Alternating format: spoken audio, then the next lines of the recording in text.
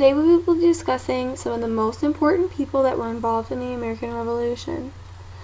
All of these men helped shape our country in many different ways and were all important for many different reasons. Eventually they all went on to do great things after the Revolution, but for now we will just be focusing on their contribution to our independence. The first person we will be discussing is George Washington. George Washington was born February 22, 1732, and died December 14, 1799. For most of his young life he was involved in military and also enjoyed surveying. He fought in the French and Indian War, where he gained most of his experience for the Revolution. He is known as the father of our country. He became the commander-in-chief of our Continental Army. He was equally unhappy with Britain and wanted to see a change. He took average colonists and turned them into soldiers. Most of these men had little or no war experience. He trained them all to fight against the most powerful army in the world at the time, which was the British. His most famous battle was that in Delaware. He crossed the Delaware River in the middle of a winter night to surprise his enemy, and in the morning he had defeated them. After he had won the war for the United States, he was elected the first president. He held office for 8 years and eventually retired to Mount Vernon. Our next person of interest is Thomas Jefferson. He was born April 13, 1743, and died July 4, 1826. He did many things, including writing, holding office, and owning a plantation. He was the 3rd President of the United States. His greatest accomplishment and biggest contribution to the Revolution was writing the Declaration of Independence. It was signed July 4th, 1776, and was the beginning of the Revolution. He decided to write it in 3 different parts. The first part stated our individual rights. These were rights that Thomas Jefferson thought were important for each person to have, and that England was not giving us. The second part stated different grievances we had against the English. These were things like taxing the colonies without representing them in Parliament. The last section of the Declaration actually declared our independence from England and let the world know that we were our own independent country. Benjamin Franklin is the next person we'll be discussing. He was born January 17, 1706, and died April 17, 1790. He is known as one of our founding fathers. Benjamin Franklin was a man of many projects. He was a scientist, an inventor, a philosopher, a teacher, and a great public role model. Benjamin Franklin also set up different schools and libraries that are still in existence today.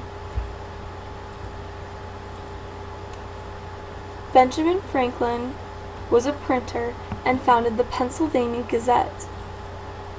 He used this newspaper to help spread the word about the Revolution and fight against the British.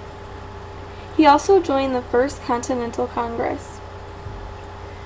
During this convention, various people came together to discuss the things that England was doing wrong. They used this Congress to help fix the problems peacefully and avoid war. Benjamin Franklin also created this picture to motivate the colonies. The bottom caption says "Join or Die," and the picture is of a snake cut into different pieces. Each piece represents a different colony. It was to represent the fact that if the colonies did not stand together against England, they would never win. The next person that we're going to be discussing is Patrick Henry. He was born May 29, 1736, and died June 6, 1799. He is most well known for his line, "Give me liberty or give me death." This is referencing the fact that he would rather be free from English rule than live. He was also an advocate for individual rights and a very strong supporter of independence. He was also a prominent New England lawyer. He was one of the very first revolutionary radicals, and during the First Continental Congress he represented the colony of Virginia. He was extremely unhappy with the Stamp Act, which was discussed at the First Continental Congress. He also proposed the Virginia Stamp Act resolutions. These were different solutions for the Stamp Act. 5 of these were eventually passed. The next person we're going to be looking at is Samuel Adams.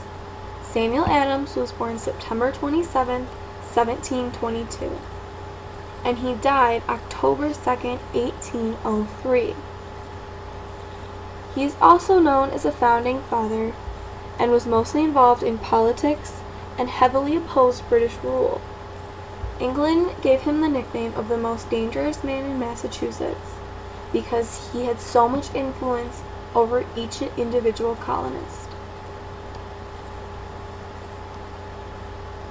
He also wrote various letters to different newspapers. He used these letters to help start an argument for independence. He wrote each letter under a different name to make it seem like more people were involved with the revolution.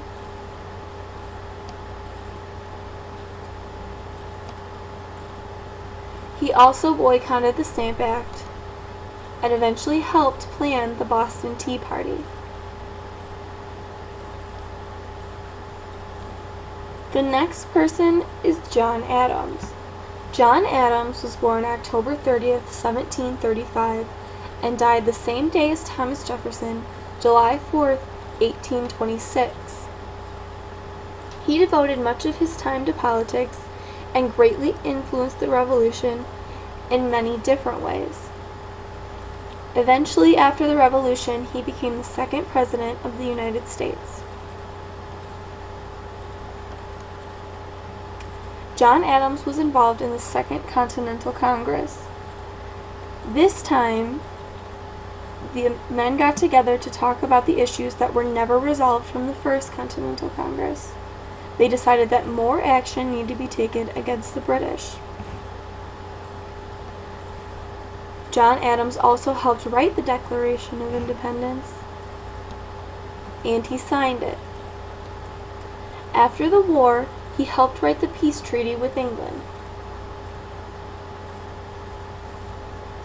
The last person that we will be discussing is Thomas Paine. Thomas Paine was born January 29, 1737, and died June 8, 1809. Thomas Paine was a very influential writer. He is another one of our founding fathers and well known for his various written documents, pamphlets, novels, letters, anything people could read. His most famous pamphlet was Common Sense. It was about the different ways to help free the colonies from British rule. He talked about the things England was doing wrong and ways that we could be free from it. He wrote this pamphlet in a way so that everybody could understand it. This included people who were educated, people who were not educated, people who were literate, people who were illiterate, and those who both opposed and were for the revolution. He did it in this way so that everyone could be informed and form their own opinion about whether or not to become free. These are just a few of the men who helped shape our country, and without them, and the things that they did for us, our country would be very different today.